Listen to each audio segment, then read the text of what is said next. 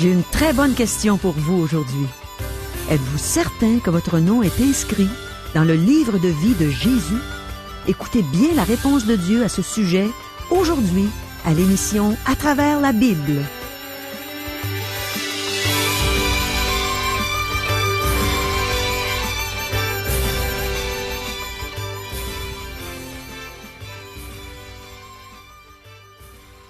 Bonjour, ici Caro.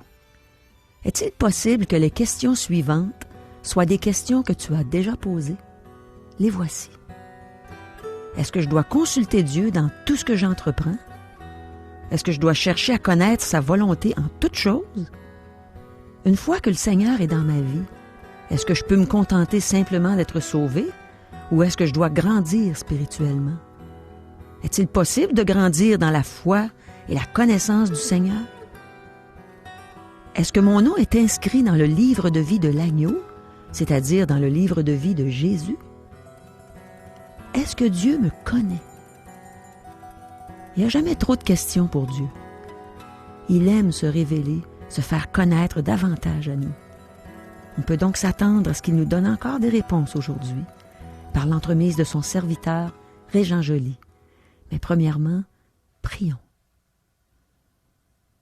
Ô mon Dieu, on attend avec joie toutes les réponses que tu vas nous donner aujourd'hui. On veut se réjouir en toi. Alors fais-nous du bien par ta parole. Instruis-nous, Seigneur. Amen. À toi, Régent. Merci, Caro. Maintenant, nous allons poursuivre notre étude de la vie de Joseph. Jacob a décidé de rejoindre Joseph en Égypte. La main de Dieu sur la vie de Joseph va devenir de plus en plus évidente maintenant. Faisons une petite mise au point. À la dernière émission, nous avons vu que les frères de Joseph sont retournés vers Jacob et qu'ils lui ont raconté leur aventure en Égypte. Ils lui ont dit que Joseph était encore vivant, qu'il était devenu gouverneur de l'Égypte et qu'il désirait que son père vienne s'y installer. Je pense que son père voulait simplement visiter Joseph, mais, chose certaine, il avait quelques hésitations. C'est pourquoi Dieu apparaît à Jacob au début du chapitre 46, car Dieu avait dit à Abraham de sortir d'Égypte lorsqu'il avait eu des ennuis dans ce pays. Dieu a dit la même chose à Isaac. Maintenant, Jacob se demande s'il devrait aller en Égypte. Il a besoin de plus que l'invitation de son fils Joseph et de Pharaon pour être entièrement persuadé que c'est la volonté de Dieu. Il a besoin que Dieu lui donne le feu vert, et c'est cela que Dieu va faire. De plus, la dernière fois que Dieu est apparu à Jacob, il lui avait dit de se rendre à Béthel. Maintenant, nous voyons que Jacob veut aller voir son fils, mais je pense qu'il voulait aller en Égypte seulement pour un bref séjour, petites vacances, quoi, et ensuite retourner en Canaan. Mais il n'y est jamais retourné, sauf pour s'y faire enterrer. Premier verset le dit. Genèse, chapitre 46, verset 1er. Israël partit, avec tout ce qui lui appartenait. Il arriva à Béer-Shéba, et il offrit des sacrifices au Dieu de son père Isaac. Le chrétien doit consulter Dieu. Jacob s'est mis en route avec tout ce qui lui appartenait, et il s'arrêta à Béer-Shéba. Notez une chose étonnante. Jacob offre des sacrifices au Dieu de son père Isaac. Rappelez-vous la première fois qu'il a quitté Canaan pour aller à Charan et qu'il est passé à Béthel. Il ne cherchait pas Dieu, mais il prenait plutôt la fuite et il ne cherchait pas à connaître la volonté de Dieu. C'est tout un contraste avec le serviteur d'Abraham qui n'entreprenait rien sans s'adresser à Dieu. Par contre, Jacob a pris de nombreuses décisions sans consulter Dieu. Il ne s'appuyait pas sur Dieu, il ne pensait pas avoir besoin de Dieu. Il lui fallut du temps avant d'apprendre que ce n'était pas la bonne façon d'avancer dans la vie, que ses motifs n'étaient pas bons, surtout pour un homme de Dieu. Combien de chrétiens passent toute la semaine sans penser à Dieu, sans chercher la volonté de Dieu, sans chercher à en tenir compte? Ils prennent leurs propres décisions, font ce qu'ils veulent, et le dimanche, ils deviennent subitement des personnes très spirituelles. Ils attendent le dimanche pour faire la volonté de Dieu. Ces chrétiens pensent que la volonté de Dieu consiste simplement à aller à un temple et assister à un culte, peut-être enseigner l'école du dimanche, et le dimanche soir, en allumant leur téléviseur, ils disent « au revoir à Dieu pour le reste de la semaine ». Ils ne tiennent pas compte de Dieu au cours de la semaine. Jacob était ainsi. Il ne consultait pas Dieu, mais maintenant, il le fait. Il s'est arrêté à Beer-Sheba, en route pour l'Égypte, et il a offert des sacrifices à Dieu. Dieu va l'accueillir. Il va recevoir les prières de Jacob et même lui apparaître. Écoutez ceci. Le verset 2 de Genèse 46. Dieu parla à Israël. Dans une vision pendant la nuit, il dit « Jacob, Jacob !» Israël répondit « Me voici ». Dieu a promis à Jacob qu'il ferait de lui une grande nation dans le pays de l'Égypte. La question, est-ce que Dieu va le faire? Si vous voulez bien tourner au premier chapitre du livre d'Exode, au verset 7. Nous lisons. Les enfants d'Israël furent féconds et multiplièrent. Ils s'accrurent et devinrent de plus en plus puissants, et le pays en fut rempli. Il y eut une croissance démesurée de ce peuple en Égypte. Comment expliquer cela? Dieu tient simplement parole. Nous lisons le 3e verset de Genèse 46. Et Dieu dit, « Je suis Dieu, le Dieu de ton père.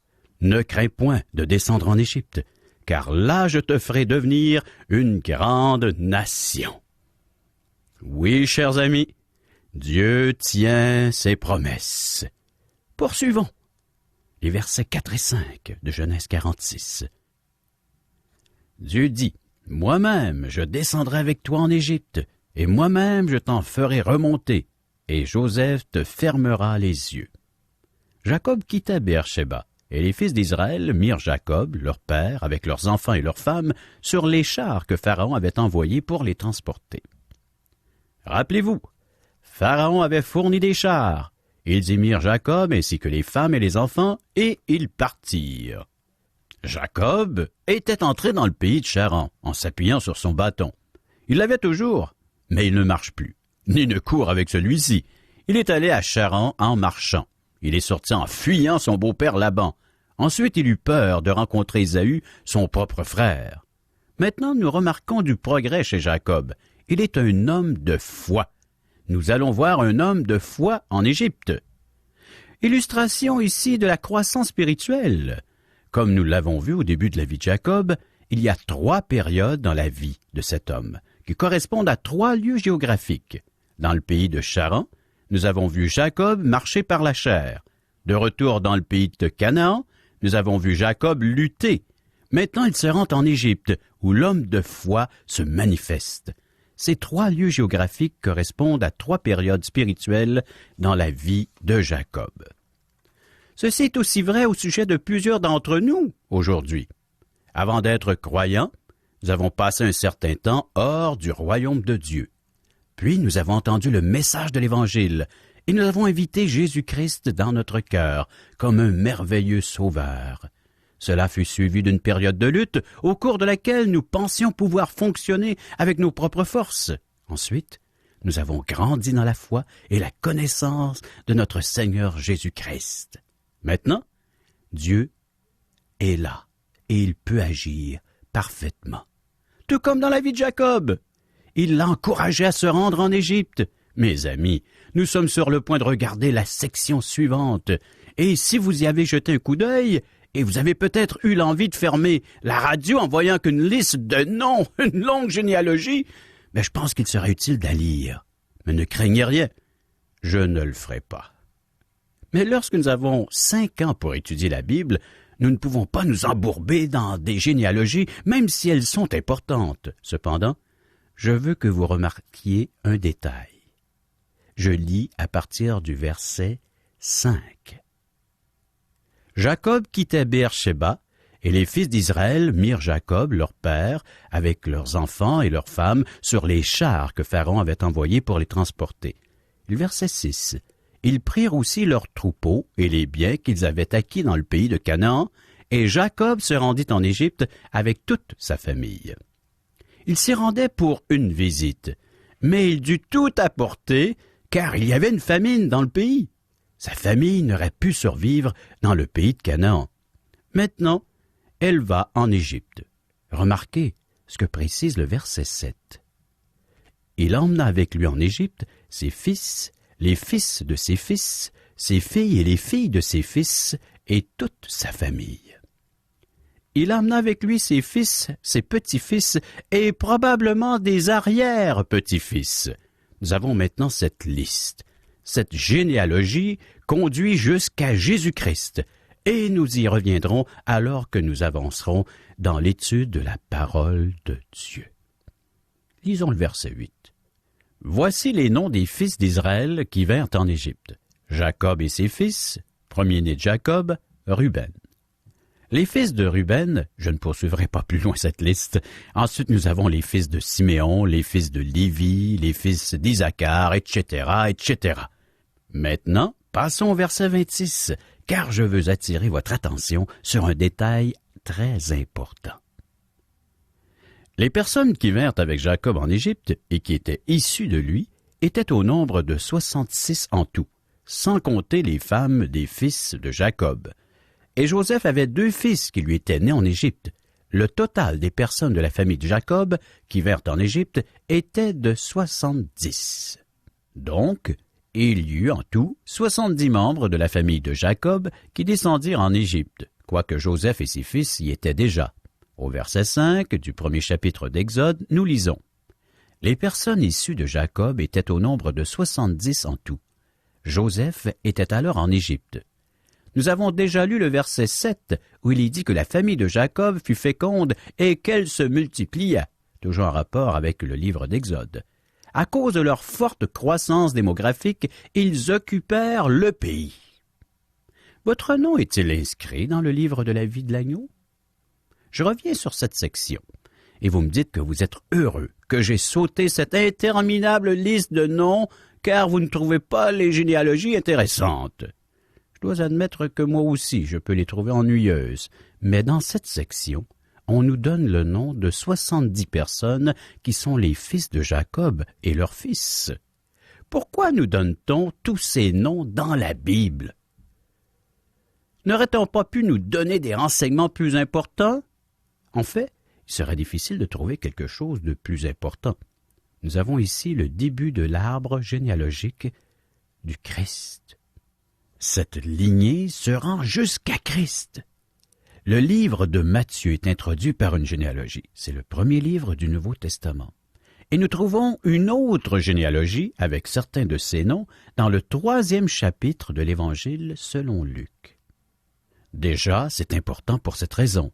Mais il y a encore un autre détail, et celui-ci, il est très personnel. Avez-vous déjà entendu parler du livre de vie de l'agneau? Est-ce que votre nom y est inscrit? C'est par la foi en Christ que votre nom y est inscrit. Comme vous êtes de la lignée d'Adam par votre naissance, vous entrez dans la lignée de Christ par la nouvelle naissance. Vous naissez de nouveau en acceptant Jésus-Christ comme votre sauveur personnel. En faisant cela, vous devenez un enfant de Dieu. Dieu vous connaît. Combien important êtes-vous pour Dieu? Ce qui m'intéresse beaucoup, c'est que je ne vous connais pas, et la plupart d'entre vous, vous ne me connaissez pas personnellement. Mais Dieu vous connaît. Il connaît le nombre de vos cheveux. Il vous connaît mieux que quiconque. Il vous aime plus que votre mère ne l'a fait ou le fera. Votre mère n'a jamais compté le nombre de vos cheveux, mais Dieu le fait. Dieu vous connaît personnellement. Ces noms ne me disent rien. J'écoutais des nouvelles à la télévision alors que les grands festivals rock étaient à la mode. Quelques centaines de milliers de personnes pouvaient assister à un festival. Il y avait une foule de gens qui n'avaient pas l'occasion de se laver chaque jour. Mais Dieu connaissait chacun d'eux et Dieu les aimait tous. Christ est mort pour chacun d'eux. Lorsque vous regardez un grand stade rempli d'amateurs de football ou de baseball ou dans un amphithéâtre pour assister à un match de hockey ou une grande salle pour jouer au bingo, tous ces gens qui ne pensent pas à Dieu, celui-ci les connaît bien. Oui, Dieu les connaît tous, ils sont précieux à ses yeux. Je ne sais pas qui vous êtes, mais dans ces jours de grande croissance démographique, avec des millions d'individus qui nous entourent, vous êtes un individu unique aux yeux de Dieu. Vous voyez ces généalogies et vous dites que vous n'êtes pas intéressé? Moi non plus. Je ne connais pas les personnes nommées, mais Dieu les connaît, et c'est avec plaisir qu'il a inscrit leur nom dans la généalogie parce qu'ils lui appartiennent. Donc, je vous pose de nouveau la question. Votre nom est-il inscrit dans le livre de vie de l'agneau? Lisons le verset 28. Jacob envoya Juda devant lui vers Joseph pour l'informer qu'il se rendait en Goshen. Ils arrivèrent à Goshen. Juda avait déjà visité ce coin de pays. Le verset 29. Joseph attela son char et y monta pour aller à Goshen, à la rencontre d'Israël, son père. Dès qu'il le vit, il se jeta à son cou et pleura longtemps sur son cou. Quelle scène exceptionnelle se déroule devant nous. Nous avons déjà entendu parler du fils prodigue qui rentre chez lui. Cependant, Joseph n'est pas un fils prodigue. C'est presque le contraire, car Jacob est un vieux fils prodigue. Mais ce n'est pas le cas de Joseph. Quelle rencontre merveilleuse à laquelle nous assistons. Il se jeta au cou de son père et pleura longtemps. La Bible affirme qu'il pleura longtemps, sans dire combien longtemps. Ce n'était certainement pas une simple poignée de main donnée à la sauvette sans que cela signifie quelque chose. La Bible y rajoute même les émotions. Lisons le verset 30. Israël dit à Joseph, « Que je meure maintenant, puisque j'ai vu ton visage et que tu vis encore. » Quel bonheur pour Jacob! Je pense que le vieil homme aurait pu en mourir. Cependant, remarquez qu'il a vécu quelques années en Égypte. Il a survécu ce voyage de justesse. Il s'est rendu en Égypte. Maintenant, nous voyons Israël et Joseph qui se voient face à face. Remarquez qu'on l'appelle Israël dans ce verset. Israël dit à Joseph, « Que je meure maintenant, puisque j'ai vu ton visage et que tu vis encore. » Poursuivons notre lecture de Genèse 46, les versets 31 à 34. Joseph dit à ses frères et à la famille de son père, « Je vais avertir Pharaon, et je lui dirai, « Mes frères et la famille de mon père, qui étaient au pays de Canaan, sont arrivés auprès de moi. Ces hommes sont bergers, car ils élèvent des troupeaux. Ils ont amené leurs brebis et leurs bœufs et tout ce qui leur appartient. Et quand Pharaon vous appellera et dira, « Quelle est votre occupation ?»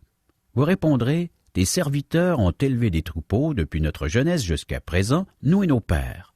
De cette manière, vous habiterez dans le pays de Goshen, car tous les bergers sont en abomination aux Égyptiens. » Le monde aime toujours ses idoles. Dans ce temps-là, ils avaient les mêmes problèmes que nous avons aujourd'hui, à notre époque. Comme des choses que nos voisins pourraient accomplir un dimanche matin. Exemple, la tonde de la pelouse, alors que vous êtes couché, étendu, en train de faire votre dodo, plutôt que d'être à votre étude biblique du dimanche matin. Les Égyptiens n'aimaient pas les bergers. C'est intéressant de voir que la parole de Dieu en a beaucoup à dire, car ces gens étaient des bergers. Ils élevaient des moutons, et ils le font encore dans ce territoire. C'est une image du Christ qui est connu comme étant le bon berger. Il est le grand berger qui donne sa vie pour ses brebis. Il surveille ses brebis aujourd'hui. Il est le chef de son troupeau. Cependant, il doit encore revenir. Mais il est le berger, et il se donne ce titre. Les bergers sont toujours une abomination dans le monde. Le Seigneur Jésus n'est pas accepté de nos jours, c'est-à-dire le vrai Jésus. Oh, pas les idoles qui se sont créées, tous ces théologiens et ces religions. Cette idole ne ressemble rien au vrai Christ que l'on nous présente dans la Bible. Revenons à ce Christ, à ce Sauveur, décrit, révélé par les Saintes Écritures. le Christ qui est né d'une vierge, celui qui accomplit des miracles, celui qui est mort pour les péchés du monde, celui qui est ressuscité. Voilà le véritable berger, le vrai Jésus. Celui qui est décrit, celui qui est là depuis tous les temps, qu'il existe depuis même avant la fondation du monde. Celui qui aime sa création, celui qui aime ce qui a créé. Mais ici, les bergers étaient en abomination aux Égyptiens. Joseph conseille donc à ses frères de dire à Pharaon qu'ils élevaient des troupeaux de vaches. C'était vrai, même s'ils élevaient aussi des moutons. Vous verrez plus loin qu'après leur avoir remis le territoire de Goshen, ils leur remettent aussi leurs moutons, car ils ne voulaient pas s'en occuper. Les enfants d'Israël étaient les bergers de troupeaux de brebis dans les pays d'Égypte. Lors de la prochaine émission, nous allons voir quelque chose de vraiment merveilleux. J'aimerais vous mettre l'eau à la bouche. Nous voyons la famille de Jacob installée dans le pays de Goshen, leur nouveau pays, leur pays pour de nombreuses années à venir. Joseph va présenter sa famille à Pharaon et elle va demeurer dans ce pays, le territoire le plus riche de l'Égypte. Après la mort de Joseph, les Hébreux seront réduits à l'esclavage dans ce pays d'Égypte, mais Dieu sera avec eux à travers toutes ces épreuves. Ils deviendront une grande nation. Et viendra un libérateur du nom de Moïse. Nous allons faire connaissance avec ce personnage biblique. Surveillez, les prochaines émissions vont nous en parler. Moïse, c'est lui que Dieu appellera pour faire sortir les Hébreux de l'esclavage des Égyptiens. Jusqu'ici, Dieu n'est jamais apparu à Joseph, et il ne le fera pas. Dieu manifeste sa providence dans la vie de Joseph. Et c'est ce que nous découvrons, la providence de Dieu dans les textes bibliques en rapport avec ce personnage qu'est Joseph. Nous voyons qu'il a été envoyé en Égypte pour préparer la venue de sa famille, qui, elle, s'installera en Égypte, se multipliera selon la promesse de Dieu. Vous vous rappelez? Dieu l'a promis. Et devenir plus nombreux au point d'occuper tout le pays. Laissez-moi vous poser une question. Faites-vous partie de la famille de Dieu? Êtes-vous devenu un enfant de Dieu? En allant vous réconcilier avec Dieu par le seul et unique moyen, la personne de Jésus-Christ. Celui qui se révèle dans le Nouveau Testament, tout comme dans l'Ancien, comme étant le bon berger. Dans l'Évangile selon Jean, chapitre 10, verset 14, nous lisons « Je connais mes brebis et elles me connaissent ». Et le verset 27, « Mes brebis entendent ma voix, je les connais et elles me suivent. Je leur donne la vie éternelle. Elles ne périront jamais et personne ne les ravira de ma main. » Quelle assurance! Faites-lui confiance! Préparons-nous pour la prochaine émission en lisant et méditant le chapitre 47 de la Genèse. Merci, Régent. Je ne sais pas si c'est comme ça pour toi, mais personnellement, je me reconnais dans la personne de Jacob. Autrefois, je prenais toutes mes décisions sans consulter Dieu. Je marchais par la chair. Je luttais par mes propres moyens. Mais quand je suis devenue une enfant de Dieu, j'ai commencé à croître spirituellement, à me confier en Dieu dans mes décisions. Puis maintenant, je marche par la foi. Mais j'ai encore besoin que ma foi grandisse. Paul dit dans l'Épître aux Hébreux, chapitre 11, verset 6, « Sans la foi, il est impossible d'être agréable à Dieu. » Et moi, je voudrais bien être agréable à Dieu en tout temps. Mais des fois, je trouve que ma foi est chancelante un peu, et puis je dois demander pardon à Dieu pour mon incrédulité. Alors, je crois donc que plus ma foi va grandir, plus je vais être agréable à Dieu, même s'il m'aime inconditionnellement. On a vu aussi aujourd'hui, à travers la longue liste de noms à partir de Jacob, le début de l'arbre généalogique de Jésus. Et en naissant de nouveau, en acceptant Jésus comme notre sauveur personnel, on entre dans sa lignée, dans la lignée de Christ. On devient un enfant de Dieu. Es-tu né de nouveau? Jésus a dit à un homme qui s'appelait Nicodème, « Si un homme ne naît de nouveau, il ne peut voir le royaume de Dieu. » Imagine-toi, il faut que tu naisses de nouveau. Sinon, tu ne verras pas le royaume de Dieu, tu ne verras jamais le visage de Jésus, celui qui est mort et ressuscité pour toi. Alors il faut que tu naisses de nouveau. Il faut que tu arrêtes, que tu écoutes la parole de Dieu. Il faut que tu ouvres ta Bible et que tu cherches sa face. Dans la Bible, c'est écrit ce que tu dois faire pour naître de nouveau. C'est écrit que sans passer par Jésus, tu ne pourras jamais, jamais, jamais aller au ciel. T'aimerais pas ça? Naître de nouveau? Devenir une nouvelle créature? Moi, je suis née de nouveau, ça fait 26 ans.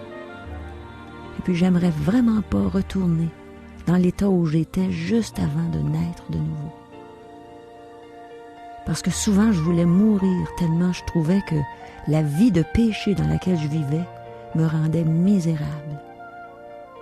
Comme dans un des psaumes, il est écrit « J'étais malheureux et il m'a sauvé ». Eh bien, moi, j'étais malheureuse et il m'a sauvée. Le Seigneur m'a fait naître de nouveau. La journée où j'ai reconnu ma culpabilité, je l'ai confessé à Dieu, je me suis repentie, je me suis détournée du mal et j'ai dit « Seigneur, sauve-moi ». J'aimerais faire une prière avec toi aujourd'hui. Si tu n'es pas encore né de nouveau, que cette prière soit la tienne. Prions ensemble. Seigneur, je reconnais que je suis un pécheur perdu, que je suis sans toi dans le monde. Et j'aime pas l'état dans lequel je suis. Je désire naître de nouveau. Je désire accepter le cadeau que tu veux me faire aujourd'hui. Seigneur, donne-moi la vie éternelle. Tu as payé cher pour me la procurer. Tu as dit à la croix, tout est accompli. Et ensuite, tu es mort pour mes péchés. Je reconnais, Seigneur, que tu es mort pour moi, pour payer la dette que j'avais à cause de mes péchés. Je reconnais que tu es le Sauveur glorieux qui a payé en entier. Et maintenant, je te demande de me sauver, de me donner la vie éternelle. Je t'accepte, je te reçois comme mon Sauveur, comme mon Seigneur. Merci, Seigneur, pour le cadeau que tu me fais. Merci pour ce beau cadeau de la vie éternelle. Merci, Seigneur, parce que maintenant, je suis dans la joie.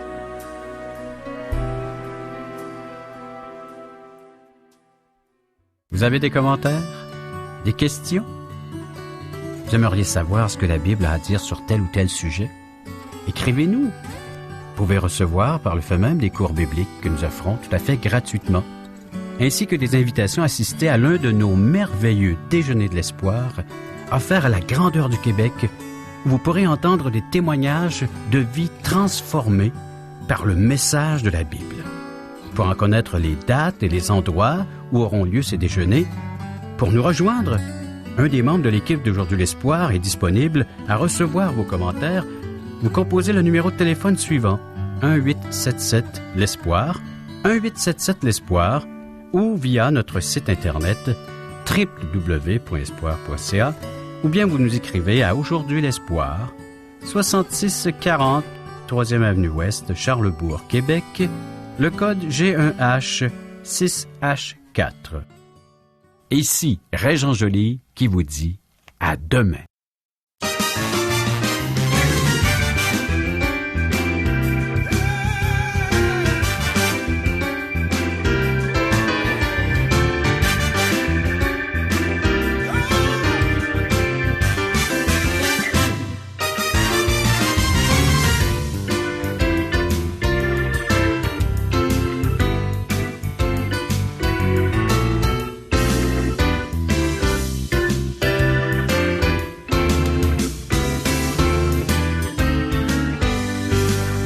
Cette émission vous a été présentée par Radio Espoir.